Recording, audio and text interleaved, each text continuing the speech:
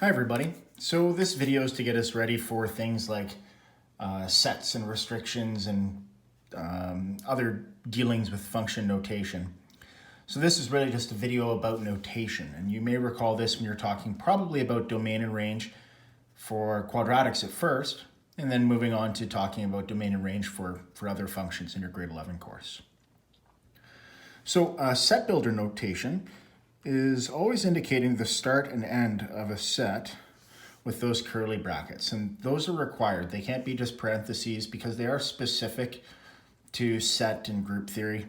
And so you are indicating a mathematical set. That's the thing that exists within these brackets. You'll never see them utilized for anything else other than talking about restrictions or creating sets of numbers.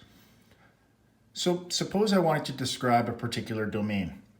I would start off by first defining the variable that I'm using, and because I'm talking about domains in the Western Hemisphere, I'm going to stick with the variable x, and I'll say that it's an element of. And so that's that epsilon talking about is an element of, meaning x belongs somewhere. And so that somewhere can be in many different sets. So if it's a continuous function, like suppose I'm talking about this smooth line here, maybe this smooth line starts here at like -2 and just continues on touching every single value, then I have to say that x belongs to every single value along the x-axis, because for every single one of these points that make up this curve, I have to have it defined. So I have to talk about all of the rational numbers like 1/2 and 1/3 over here and over here. But I also have to talk about all the integer values like -1 and -2. And I also have to talk about all of the values like pi, which would exist somewhere out here, which is an irrational number.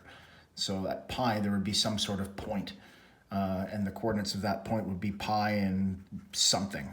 Let's call this function f. There'd be a value of f at pi.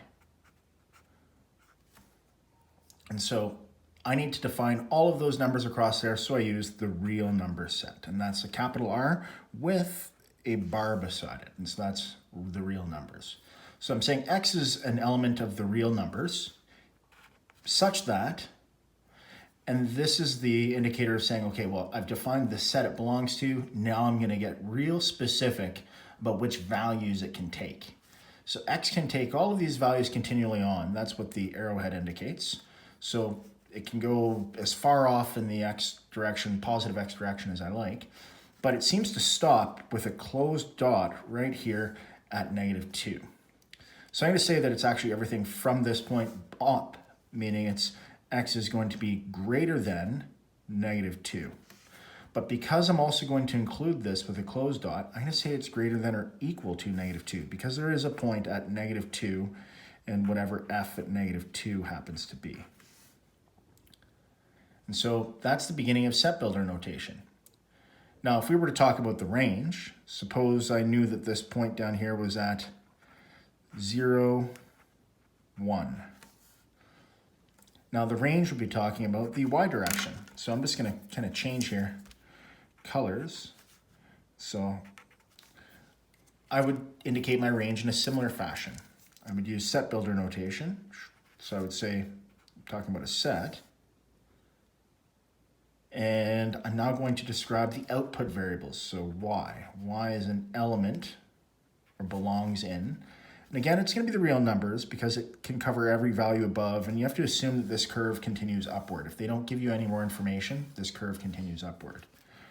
So y is an element of the reals such that, and then what finishes off this last part? Go ahead, click pause and see whether or not you can figure it out. And then unpause and see that the answer is such that y is greater than or equal to 1. And so those are your basics of writing domain and range. One thing I like to think about is when I'm talking about my domain, if I imagine this curve being pulled down and flattened to the x-axis, it would cover all of these values on the x-axis forever and ever and ever. And so that lists all of the potential input values of the function. Whereas if I were to squeeze this function to the y-axis, it would cover all of these values of the y-axis. And so you can see there's some gaps, right? Like There's spots where I'm going to have no values of y anywhere down and below. There's spots where I'm going to have no values of x anywhere back and below. In fact, there's like a rectangle down here that just kind of extends beyond and into infinity, where there's no such understanding of what this function f means. It just doesn't apply there. And so this is a quick little example of domain and range in set builder notation.